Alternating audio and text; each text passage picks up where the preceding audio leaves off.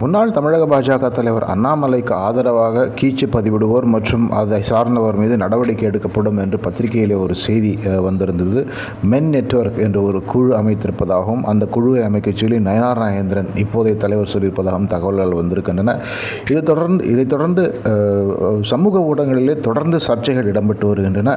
அண்ணாமலை ஆதரவாளர்கள் பாஜகவில் உள்ளவர்களா அல்லது பாஜகவில் இல்லாதவர்களா என்று தெரியவில்லை. அவர்களுக்கும் நயனார் நாகேந்திரன் மற்றும் தமிழக பாஜகவுடைய அஃபீஷியல் லைன் அவர்களுக்கும் இடையான ஒரு சர்ச்சைகள் வலுத்து வருகின்றன என்பது தெளிவாக தெரிகிறது.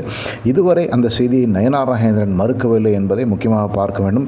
அதே வேளையிலே இரண்டாம் மட்ட தலைவர்கள் பலர் அல்லது இரண்டாம் மட்ட நிலையில் உள்ள பலர் அப்படி ஒரு குழு அமைக்கப்படவில்லை என்று சொல்லியிருக்கிறார்.